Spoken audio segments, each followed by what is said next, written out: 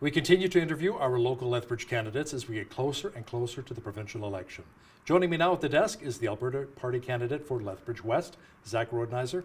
Welcome to Bridge City News. Thanks for having me on. Zac, so why don't you share with our viewers a little bit about yourself? So I'm a family man. I have 2 young girls, and baby number 3 is on the way. Oh, congratulations. Thank you. Yeah, excited. I'm a psychologist. I'm a teacher. I work at Coalbanks Elementary and Nicholas Sharon Elementary Schools as a counselor. And I'm just someone who just tries to contribute to the community. But why become a politician? People are going to be attacking you and slamming the door in your face. You know what, people... Zac, are you a sucker for punishment? Why? A little bit. Yeah? You know, people have been really nice. I thought it was going to just be nasty, and I was getting ready to put my armor on, and people have been really nice to me. But you know, in my job, dealing with kids, dealing with mental health, especially in children, I see how a lot of the struggles that we're having are at the systemic level, they're at a cultural level. And I thought, you know, there's only so much I can do one-on-one with these kids. I need to be at the table to make decisions that affect the broader society. And I thought, you know what, I got to go for it in the name of improving our collective well-being. So when you're knocking on doors, how many doors are you able to get to each day? 100? Yeah, is that generous? Yeah, that's about that. You know, it's hard to catch people at home too, but right. You know, and I have a small team of volunteers, and so we're not getting out to as many doors as we'd like, but we are out there. Yeah. So what are people saying to you when they come to the door? Is it probably the economy a big thing with the economy right now? Yeah, economy. Yeah, jobs is probably a big thing, and when I asked them about the Alberta Party, a lot of people don't know. A lot of people don't know what we're about, and so there's a lot of education there. They're curious. What's this about? You know, like after the leadership debate last week, the Alberta Party was the most Googled party and has been since, right? And so people are really curious, and I'm hoping that enough people kind of tune in over these next few days before Election Day. Well, the latest poll really has it as a 2-horse race. The UCP is in the lead by 11 points over the NDP. The Alberta Party is a distant third with 8.5%, and then the Liberals at 2.1. So is this more like building momentum, perhaps? Getting the word out, like you say, educating people about the Alberta Party? Partly, yeah. This is a year, this is an election that we hope people will start taking a look at us, realizing that we are a serious contender. We have 87 great candidates across the province. I have hope that we could pick up some more seats and be more of a force in legislature than we have been, than the 3 that we currently hold. But yeah, you know, I am confident that the Alberta Party is Alberta's future. We'll see on the 16th if it's our present. I understand the Alberta Party wants to reduce the corporate tax rate from 12 points down to 10%. What is that really going to look like, Zac? So we want to make Alberta more appealing for business, right? And that's part of the equation, right?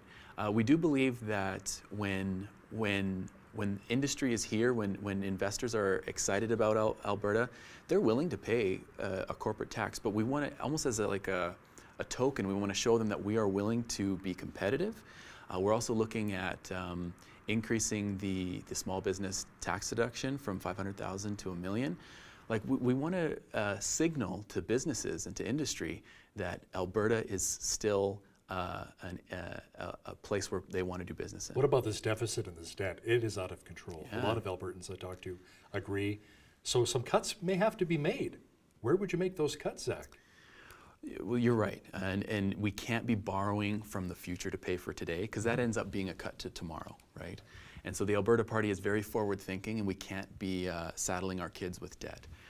So we're going to have to find some inefficiencies, and mainly we want to be growing the economy to bridge that gap, but there are going to have to be some areas where we cut. We do feel like there are areas, especially in healthcare, there's some inefficiencies there that we believe we could remedy. Maybe some redundancies, perhaps? Some redundancies. There's the Auditor General did a report in 2017 that showed that there's inefficiencies in terms of communication between healthcare professionals, where you get some doubling up of services. We believe that pharmacists, EMS, nurse practitioners could be doing more, which would alleviate a lot of the costs. There's a number of ways that we could reduce costs in healthcare, and we have a shadow budget that you could look at that illustrates how we would do so. What would you do to offer incentive to get more people to move to Lethbridge when it comes to specialists? I mean, Lethbridge only has one cardiologist for 100,000 people. We need more specialists in our region. Yeah, you know, we want to take a look at how we're delivering services overall and see where those necessities are. And if it means some kind of financial incentive, we want to make sure that we're providing the best in-house healthcare to people across the province. And that could look like tax breaks, that could look like other types of incentives. Part of that too is reducing wait times in other areas so that we can have some of our specialists spending more time with the people that they really need to spend more time with. How about privatized healthcare? The Alberta Party is not interested in privatizing healthcare. Freeing up those wait times? There's an argument for that, Right. but there's only so many doctors to go around as well. And so just by privatizing doesn't necessarily mean we're going to have more doctors coming to our communities. I do believe that there's work to be done, like I said, with helping other like pharmacists, nurse practitioners, taking care of some of the minor ailments, which could reduce a lot of wait times. The other thing too, I was talking to some pharmacists on the weekend, and they're concerned with either of our two major options. They believe that even just with refills, that if we encouraged people and educated people and promoted pharmacists more, we could reduce a lot of ER wait times, because a lot of people end up in the ER because they weren't able to refill their meds, and that's completely inefficient, and pharmacists could be doing that more. What kind of a plan does the Alberta Party have for seniors? You have a lot of seniors here in Right. southwestern Alberta as well. Yeah, absolutely. So just a few days ago, our platform came out for seniors, and we are committed to funding 3,500 more long-term care beds. But I think more importantly than that, we want to help seniors maintain their independence. When you talk to seniors, a lot of them wish they could stay in their homes. And so we're looking at having a pilot program to have things like snow removal and grocery delivery and food preparation, some of the basic supports, so that we could try and keep seniors in their homes. We also want to look at caregiver tax breaks for people who have seniors living in people who are taking care of their family members in their homes, make it less of a financial strain on them, right? And we believe that if we take care of each other, and if we allow seniors especially to be more independent, their quality of life is maintained, and it actually is less of an expense to the system. What about some of the obstacles getting in the way for the Trans Mountain Pipeline expansion? Bill C-69, Bill C-48, Rachel Notley, Jason Kenney have been outspoken about both of those, the anti-tanker bill. And what will the Alberta Party do to help get those pipelines built? So, we're pro-pipeline. We want to get these pipelines built. A lot of that is above our heads. We need to be advocating. One party feels like we need to work with the federal government. One party thinks we need to fight the federal government. I think there's somewhere... Well, Jason Kenney's already come out and said we're going to turn off the taps. We're going to bring in Bill 12 as soon as the UCP party's elected. What are your thoughts on that? Well, BC the next day said, see you in court. And I just, it's a power move, and I get it. I'm not convinced that it necessarily will work. The Alberta Party has a very innovative plan. We believe that we can get our our products to market north. We want to build a railroad to a pipeline to Valdez, Alaska. We announced that last week, and 3 hours later, the governor of Alaska was asking President Trump to do the same. So while we still want to advocate for those existing pipeline projects, we're looking for outside of the box thinking to get our product to market. Many small business owners, Zac, I've spoken with, are really upset about the carbon tax. It's been around for over 2 years now. You talk to a lot of people in Ontario, Saskatchewan, Manitoba, New Brunswick. It's new for them April 1st.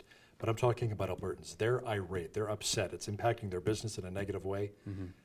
What about the carbon tax? What's the Alberta Party's plan regarding that tax? So we do feel it's basically just a sales tax, right? And it is affecting businesses, especially here in Lethbridge, because we're an exporter, and so it dings us extra than in other areas in Alberta.